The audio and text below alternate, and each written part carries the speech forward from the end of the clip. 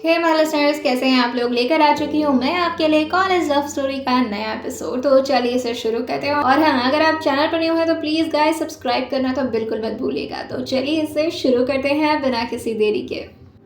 तो अब तक की कहानी में आप लोगों ने सुन लिया था कि किस तरह से इशिका के कदम जो मेंशन से बाहर निकलने का नाम ही नहीं ले रहे थे। वो जैसे जैसे सीढ़ियाँ उतर रही थी उसे ऐसा लग रहा था कि वो अपनी बर्बादी की तरफ एक एक कदम आगे बढ़ रही है। वहीं रुआन से तो बिल्कुल भी सब्र नहीं हो रहा था। वो तो तुरंत ही शेरवानी पहनकर तुरंत ही जाकर मंडप में बैठ जाता है। वहीं पंडित जी जो लगातार वधु को बुलाए जा रहे थे, वधु को बुलाइए। वधु जो कि इशिका थी, उसके कदम जो आगे बढ़ने में बहुत ही उसे तकलीफ दे रहे थे कि तभी श्रीकांत और विरॉय जो चिल्लाते हुए उन फीमेल स्टाफ से कहते हैं जो इशिका को घेरा बनाकर खड़ी थी और साथ ही इशिका को मदद कर रही थी चलने में, क्योंकि उसका लहंगा जो काफ़ी ज़्यादा भारी होने की वजह से इशिका को दिक्कत हो रही थी चलने में। श्रीकांत और विरॉय जो तेज़ आवाज़ में चिल्लाते हुए कहते हैं, अरे पैरों में मेहंदियाँ लग गई हैं क्या, जल्दी नहीं आ सकते हो तुम लोग। फीमेल स्टाफ जो श्रीकांत और विरॉय के इस टोन को सुनकर थोड़ा घबरा जाती हैं और इशिका के लहंगे को उठाते हुए उसे थोड़ा जल्दी जल्दी करके मंडप की तरफ लेती जाती हैं। और फाइनली इशिका जो पूरी तरह से मंडप के सामने आकर खड़ी हो चुकी थी। रुआन जो इशिका की तरफ देखते हुए कहता है, वाह आज तो इशिका एकदम कमाल लग रही है, जल्दी से बस बैठे उसके बाद हमारी शादी हो जाए, फिर हम एकदम से मज़े करेंगे, घूमेंगे फिरेंगे ऐश करेंगे और इशिका मुझे मना भी नहीं कर पाएगी। और ये सोच सोच कर उसके मन में लड्डू फूट रहे थे। जो इशिका वो उसे हमेशा इग्नोर किया करती थी और साथ ही उसके साथ बात करने में भी इंटरेस्ट नहीं लिया करती थी, वहीं आज इशिका को मजबूरन अपने डैड के लिए उनके सामने आकर झुकना पड़ता है और साथ ही रुआन जैसे लड़के से उसे शादी करनी पड़ती है। श्रीकांत ओबेरॉय जो इशिका को थोड़े तेज आवाज में ऑर्डर देते हुए कहते हैं, बैठो इशिका, बैठ जाओ, लेट हो रहा है। इशिका जैसे ही सुनती है वो तुरंत ही आकर मंडप में रुआन के बगल में बैठ जाती है। वहीं इशिका का तो दिमाग जैसे सुन्न सा पड़ गया था, ना तो उसका दिमाग काम कर रहा था और ना ही उसके दिल में कोई एहसास था। इस वक्त उसे ऐसा लग रहा था जैसे वो कोई मूर्त हो और बस बेजान होकर वहां पर आकर बैठ गई हो। उसकी बॉडी भी पूरी तरह से फ्रीज हो चुकी थी। वहीं विक्रम जी जो इशिका की हालत की जिम्मेदार सिर्फ खुद को समझ रहे थे और वो मन ही मन पश्चाताप की लहर में डूबे जा रहे थे और वो उस दिन के बारे में सोच रहे थे जिस दिन उन्होंने श्रीकांत और विरॉय के सामने हाथ फैलाकर उनसे अपनी कंपनी के लिए मदद मांगी थी। उनका मेल ईगो जिसमें वो यही समझते थे कि वो अपनी बीवी से अगर मदद मांग लेंगे तो उनका मेल ईगो कम हो जाएगा और साथ ही उनकी मर्दाना पर लोग क्वेश्चन करेंगे कि आखिर कैसा मर्द है जो अपनी बीवी से अपनी ही कंपनी को बचाने के लिए मदद मांग रहा है। विक्रम जी का झगड़ा भी इशिका के मॉम से सिर्फ इसी वजह से हुआ करता था क्योंकि इशिका की मॉम जो ज़्यादा सक्सेसफुल वुमेन थी as compare to Vikram ji. Vikram ji जो इसी दिन को याद करते हुए अपनी बीवी से मन ही मन माफ़ी मांग रहे थे और वो अपने मन में ही कहते हैं, काश काश तुम्हारी बात उस दिन मैंने मान ली होती, तुम्हारी कंपनी से अगर इन्वेस्टमेंट ले ली होती तो आज मुझे ये दिन नहीं देखना पड़ता। I am really sorry. आज हमारी बच्ची इस हालत में सिर्फ और सिर्फ मेरे उस मेल ईगो की वजह से है जिसमें मुझे शर्म आ रही थी कि मैं तुमसे मदद मांगूं, अपनी बीवी से मदद मांगूं। श्रीकांत ओबेरॉय जो उनके दोस्त हुआ करते थे और वो काफ़ी जिगरी यार थे, लेकिन श्रीकांत ओबेरॉय ने ही विक्रम जी से ये बोला था कि अगर तुम भाभी जी से अपनी कंपनी को बचाने के लिए मदद मांगोगी तो दुनिया तुम्हारे ऊपर थूकेगी और अगर तुम चाहे कितने भी बड़े बिजनेसमैन बन जाओ बाद में तो लोग तुम्हें यही बोलेंगे कि अरे अपनी बीवी के टुकड़ों पर पलने वाला इंसान है ये, और उससे अच्छा तो यही होगा कि तुम मेरे कंपनी से इन्वेस्टमेंट ले लो, जो कि विक्रम जी ने मान लिया था और वही सबसे बड़ी गलती थी। जैसे ही विक्रम जी श्रीकांत ओबेरॉय की बात पर हाँ करते हैं, श्रीकांत ओबेरॉय जो उनसे कहते हैं, हाँ लेकिन इसके लिए मुझे तुमसे एक शर्त चाहिए। विक्रम जी जो कहते हैं, अरे तुम जो मांगोगे वो तुम्हारा ही है। विक्रम जी ने यह बात फ्लो में बोल दिया था। श्रीकांत ओबेरॉय भी इस बात की पूरी अच्छी तरह फायदा उठाते और कहते हैं, मेरा बच्चा जो अभी सिर्फ 15 साल का है और तुम्हारी बच्ची जो लगभग 14 या 13 साल की है, चाहता हूँ कि उन दोनों की दोस्ती ऐसे ही कायम रहे और हम भी दोस्त एक दिन समधी बने। विक्रम जी जो उस बात पर श्रीकांत ओबेरॉय को गले लगाते हुए कहते हैं, यार तुमने तो एकदम दिल की बात छीन ली मेरे। मुझे वीरवान बहुत पसंद है और इशिका भी उसके साथ कितना अच्छे से रहती है। मुझे तो बहुत अच्छा लगेगा कि अगर इशिका और रोहन की शादी हो जाएगी तो। इस बात को सोच सोचकर आज विक्रम जी की आंखें भर आई थी। वो इशिका को देखकर उससे मन ही मन माफी मांगे जा रहे थे। श्रीकांत ओबेरॉय जो पंडित जी को बीच में ही रोकते हुए कहते हैं, रुकिए पंडित जी, पहले अपनी बहू से मुझे एक फेवर चाहिए। और ये बोलकर वो इशिका के सामने आते हुए कहते हैं, इशिका बेटा। इशिका की तो हिम्मत नहीं हो रही थी कि वो श्रीकांत ओबेरॉय के सामने अपनी नजरें तक मिला पाए। वो अपनी नजरें वैसे ही झुकाई हुई थी, मगर उसके कान तो खुले थे, जिसकी वजह से श्रीकांत की सारी बात उसके कानों में पड़ रही थी। श्रीकांत ओबेरॉय जो इशिका से कहते हैं, इससे पहले कि तुम हमारे घर की यानी कि ओबेरॉय खानदान की बहू बनो, मैं तुमसे एक फेवर चाहता हूँ। होली के दिन तुमने मेरे बेटे की बहुत इंसल्ट की थी, और वैसे भी मैं तुम्हें बता देना चाहता हूँ कि शादी के बाद मेरा बेटा पॉलिटिक्स में जाएगा, यानी कि उसे इलेक्शन लड़ना है, उसे बहुत आगे जाना है, और उसमें तुम्हारा साथ होना तो ज़रूरी है। और हर बीवी यही चाहती है कि उसका मर्द यानी कि उसका पति बहुत आगे जाए। तो इसलिए मैं तुमसे एक फेवर चाहता हूँ, करोगी ना तुम? इशिका जो बस उनकी बात को सुन रही थी, वो ना तो हाँ बोलती है और ना ही ना बोलती है। तो ओबेरॉय जो इशिका से कहते हैं, देखो अच्छा नहीं लगेगा कि अब शादी के मुहूर्त में इतना अच्छा शुभ दिन है आज, और दुल्हन के बाप को सबके सामने इस तरह मारा जाए। तुम समझ रही हो ना इशिका? और ये बोलकर वो जैसे ही अपनी गार्ड की तरफ देखते हैं, 3 से 4 गार्ड जो विक्रम जी के हाथ को पकड़ लेते हैं, और साथ ही एक काफ़ी हट्टा कट्टा गार्ड जो विक्रम जी के सामने काफ़ी ज़्यादा बड़ा और साथ ही काफ़ी ज़्यादा मस्कुलर लग रहा था, वो विक्रम जी के गाल पर एक झन्नाटेदार थप्पड़ जड़ देता है, जिससे विक्रम जी का गाल एक तरफ से दूसरी तरफ हो जाता है। इशिका जैसे ही यह आवाज़ उसके कान में पड़ती है, वो झटके से मंडप से उठने को होती है कि तभी श्रीकांत जी जो इशिका का बाजू पकड़ते हैं और उसे ज़बरदस्ती बिठाते हुए कहते हैं, नहीं नहीं नहीं नहीं, ये बहुत ही अशुभ होता है बेटा। अगर तुम बिना विवाह संपन्न करवाए मंडप से इस तरह उठोगी तो ये तो बहुत गलत हो जाएगा। बिल्कुल नहीं, ऐसा नहीं करना बच्ची, तुम यहीं बैठी रहो, तुम्हें सारा काम यहीं बैठ कर ही करना है मेरा। और वैसे भी मैं नहीं चाहता हूँ कि तुम्हारे बाप को दूसरा थप्पड़ भी पड़े, तो इसीलिए अपने जज्बात को कंट्रोल में रखो और मेरे लिए एक छोटा सा फेवर कर दो। वैसे ये मेरे लिए नहीं बल्कि तुम्हारे ही हस्बैंड के लिए है, चलो। और फिर वो कैमरा की तरफ इशारा करते हुए कहते हैं, ओ कैमरामैन, इधर आकर मेरी बहू पर फोकस करिए भाई, मेरी बहू को एक छोटी सी कॉन्फेशन करनी है अपने बारे में। और ये बोलकर वो उसके हाथ में एक पेपर थमा देते हैं जिसमें कुछ लाइंस लिखे हुए थे। श्रीकांत ओबेरॉय इशिका को ऑर्डर देते हुए कहते हैं, इसे पढ़कर तुम्हें कैमरे के सामने बोलना है और बिना हिचकिचाए। ऐसा नहीं लगना चाहिए कि ये तुम मेरी मर्जी या किसी और की मर्जी से बोल रही हो। ऐसा लगना चाहिए जैसे तुम बहुत ही ज़्यादा पछतावे में ये कॉन्फेस करना चाहती हो अपने बारे में, और साथ ही अपने पति को सपोर्ट करना चाहती हो। करोगी ना बेटा? इशिका की आंखें एकदम से धुंधली हो चुकी थी क्योंकि उसकी आंखों में अभी भी आंसू भरे हुए थे, और जैसे ही वो पेपर की तरफ देखती है, पहले तो उसे कुछ समझ ही नहीं आता, तो फिर वो दूसरे हाथ से अपनी आंखों के आंसुओं को पोंछते हुए उस पेपर पर अपनी नज़र गड़ाती है। जैसे ही एक एक शब्द इशिका उस पेपर के पढ़ रही थी, वैसे वैसे उसकी आंखें और ज़्यादा बड़ी होती जा रही थी। और जैसे ही वो पूरे लाइंस ख़त्म होते हैं, इशिका एकदम से श्रीकांत को बहुत ही हिम्मत करके उनकी नज़रों से नज़रें मिलाती है। वहीं श्रीकांत ओबेरॉय जो इशिका के दिल की हालत अच्छे से समझ पा रहे थे, उन्हें समझ आ रहा था कि इशिका इस वक्त श्रीकांत ओबेरॉय के बारे में क्या ही सोच रही होगी, मगर इस बात से उन्हें ज़्यादा फर्क नहीं पड़ता। वो तो बिजनेसमैन थे और उन्हें सिर्फ उनके प्रॉफिट से मतलब होता है। लोग क्या उसके बारे में सोच रहे हैं, लोग क्या उनके बारे में सोच रहे हैं, इन सब से उन्हें कोई दिक्कत नहीं थी। श्रीकांत ओबेरॉय के ऑर्डर पर कैमरामैन भी उनके सामने आ जाता है और इशिका की तरफ कैमरा झुकाते हुए उनको फोकस करने लगता है।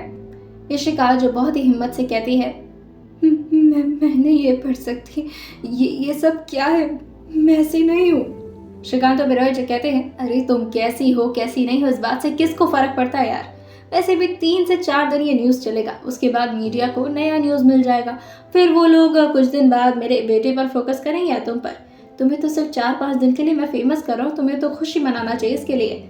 इशिका जो कहती है, ये इस तरह से मुझे फेमस नहीं होना, लोग क्या बोलेंगे मेरे बारे में। इशिका की आवाज़ सुनकर श्रीकांत उससे कहते हैं, अरे अरे अरे, अब अगर तुम लोगों के बारे में सोचोगी तो आज ही तुम अपने डैड को खो दोगी, क्या चाहती हो। और ये बोलकर वो जैसे ही एक बार फिर से गार्ड की तरफ देखते हैं, वो गार्ड जो विक्रम जी के सामने ही खड़ा था, वो एक जोरदार पंच उनके पेट में दे देता है, जिसकी वजह से विक्रम जी की चीख निकल जाती है।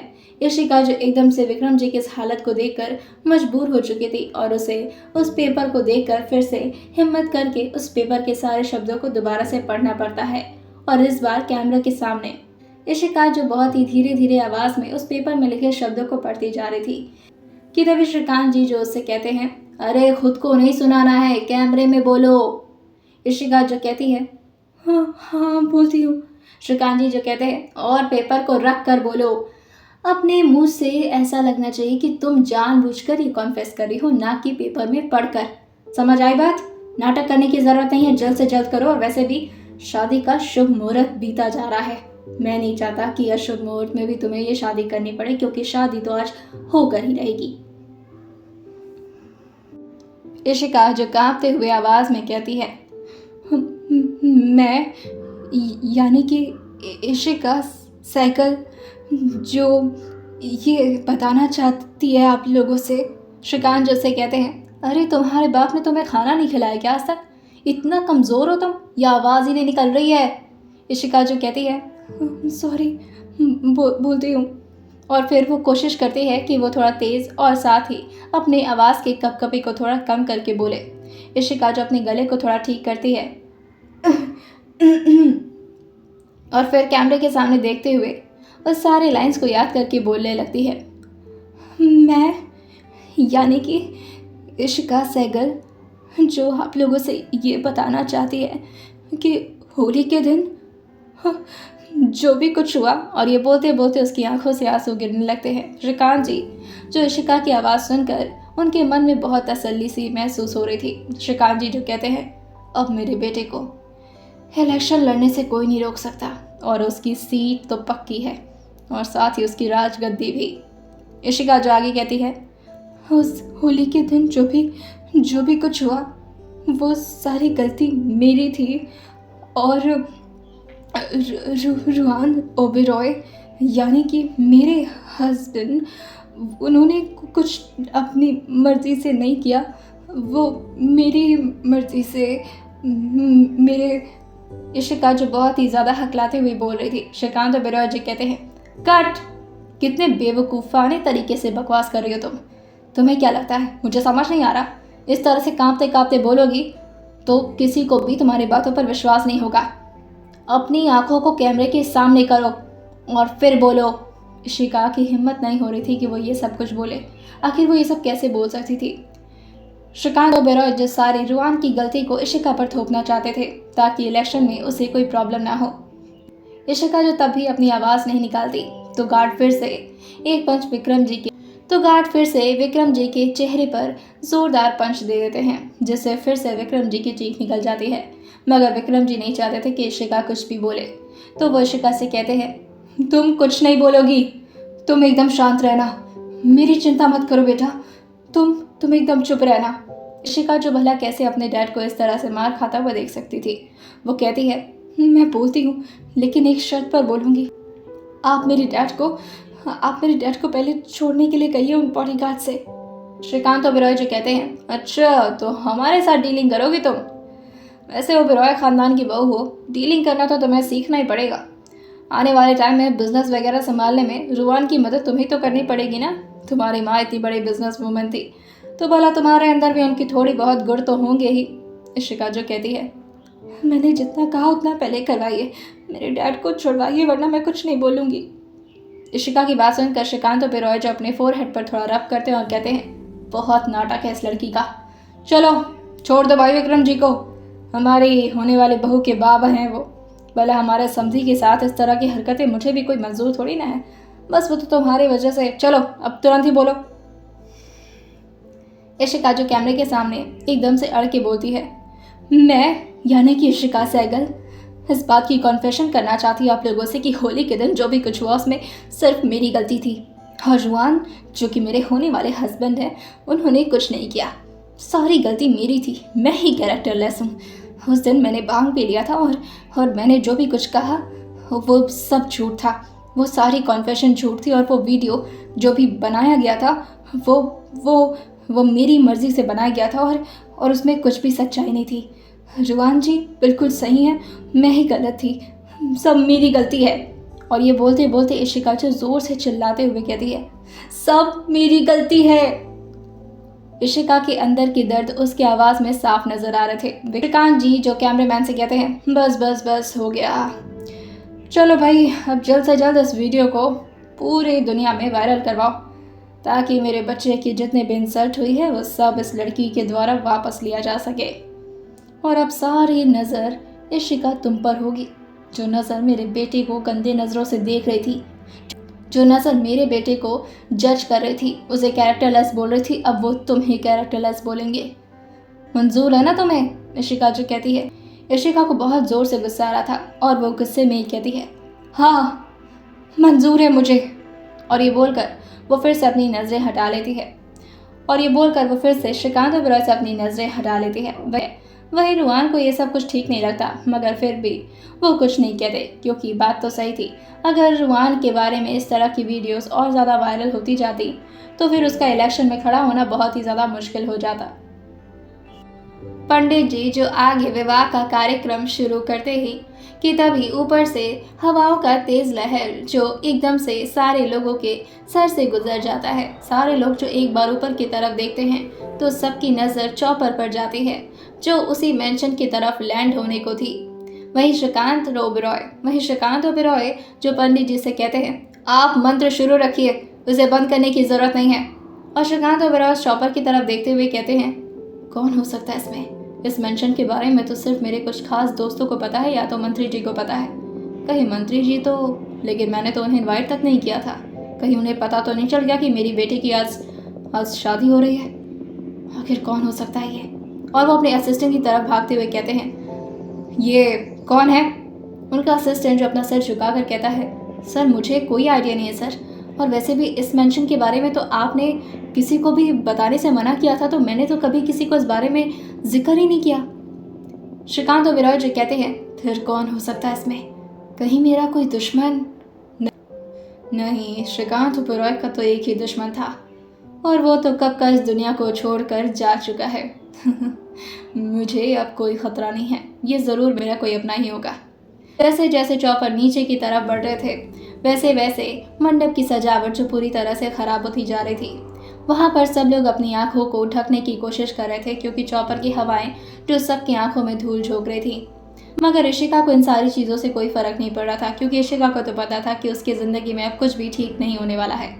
और जिस तरह से श्रीकांत ओबेरॉय ने उसके मुंह से ये कॉन्फेशन लिया था, बस इशिका का तो मन कर रहा था कि वो यहीं ज़मीन के अंदर खुद को गाड़ ले, क्योंकि इशिका की अब हिम्मत नहीं हो रही थी कि वो किसी से भी नजरें मिला पाए। एक तो इशिका के साथ इतना सब कुछ गलत पे गलत होता जा रहा था और बस उसकी हालत जो बद से बदतर हो चुकी थी। उसने खुद ही अपनी नज़रों में खुद को गिरा लिया था। आज उसकी ज़िंदगी में तो बस एक ही गुरूर था और वो थे उसके डैड, और आज तो उसके डैड भी दूसरों के कंट्रोल में थे। इसीलिए इशिका की अब हिम्मत नहीं होती कि वो अब ईश्वर से भी कोई मदद मांग सके। रुआन भी उस चौपर को देखकर हैरान था और वो सोचता है, मेरा तो कोई दोस्त नहीं आ गया, लेकिन मैंने तो अपने दोस्त को बताया ही नहीं है, और वैसे भी कौन हो सकता है ये? जैसे जैसे चौपर नीचे लैंड हो रही थी वैसे वैसे सब लोग की आंखें एकदम से बंद हो चुकी थी और साथ ही मंडप का सारा सामान इधर से उधर उड़ने लगता है। पंडित जी भी अपनी धोती को संभालने की कोशिश कर रहे थे और साथ ही उस मंडप के बीच में लगे हवन की आग को भी वो चौपर पूरी तरह से बुझा देता है। सारे कैमरामैन ने भी अपने कैमरा को उस चौपर की तरफ घुमा दिया था। जैसे ही वो चौपर पूरी तरह से लैंड होता है, श्रीकांत ओबेरॉय जो बड़े मुश्किल से अपनी आंखों को खोलने की कोशिश करते हैं और उसके नाम को पढ़ने की कोशिश करते हैं जो चौपर पर व्हाइट कलर से लिखा हुआ था, MR. कश्यप। जैसे ही श्रीकांत ओबेरॉय की आंखें उस नाम को पढ़ती हैं, वो 2 से 3 कदम पीछे हो जाते हैं, लेकिन वो अपनी आंखों को फिर से मलते हुए उस चौपर की तरफ देखने लगते हैं। जैसे ही उस चौपर का गेट खुलता है, सबसे पहले क्रिश जो बड़े स्टाइल से बाहर निकलता है, साथ ही उसके कोट जो बार बार हवा में उड़ रहे थे, और वो उसे ठीक करते हुए अपने कोट के बटन को बंद कर लेता है। और फिर श्रीकांत ओबेरॉय जो क्रिश को उतने अच्छे से नहीं जानते थे, लेकिन अभी तो उन्हें एक और झटका लगने वाला था। जैसे ही ध्रुव उस चौपर से नीचे उतरते हैं, उनकी नीली आंखें जो श्रीकांत ओबेरॉय से एकदम से जाकर लड़ जाती हैं। श्रीकांत ओबेरॉय जो बड़ी मुश्किल से अपनी आंखें खोलने की कोशिश कर रहे थे, क्योंकि वो चौपर के ठीक सामने खड़े थे, जिससे उनकी हवाएं डायरेक्टली उनकी आंखों पर पड़ रही थी। मगर ध्रुव, जिनकी पीठ उस चॉपर की तरफ थी और उनकी आंखें जो एकदम आराम से खुली हुई थी, उनकी आंखें जो तुरंत ही इशिका की तरफ चली जाती हैं, उन्हें और किसी से मतलब कहाँ ही था। वो तो बस इशिका को देखना चाहते थे। रुआन जो उनके बगल में ही बैठा हुआ अपने सर पर लगाए हुए पगड़ी को संभालता, तो कभी अपने शेरवानी को। वहां पर खड़े और बैठे सारे लोगों की नजर बस उसी शख्स पर थी जो उस चॉपर से बाहर निकले थे। ध्रुव जो 2 बार क्लैप करते हैं तो वो चॉपर तुरंत ही बंद हो जाता है और उसकी हवाएं जो अब धीरे धीरे कम होने लगी थी। ध्रुव जो बड़े स्टाइल से अपने कोट को पीछे करते हैं और अपने पैंट के पॉकेट में हाथ डालते हुए श्रीकांत और बिरॉय की तरफ बढ़ जाते हैं। उन्होंने अभी अपने चेहरे पर मास्क लगाया हुआ था, जिससे श्रीकांत को अभी भी ध्रुव का चेहरा क्लियर नहीं हो पा रहा था कि आखिर वो है कौन। विक्रम जी भी जो ध्रुव को देखकर काफी ज्यादा हैरान थे और वो ऊपर से नीचे तक लगातार उनको देखे जा रहे थे और कोशिश कर रहे थे ये पहचानने की कि आखिर ये शख्स है कौन। आइए जानते हैं आखिर क्या होने वाला है इस कहानी के आगे के एपिसोड में, और सुनते रहिए mister and Mrs psychologist college की प्यारी सी लव स्टोरी, सिर्फ और सिर्फ स्टोरी विद सौम्या के साथ।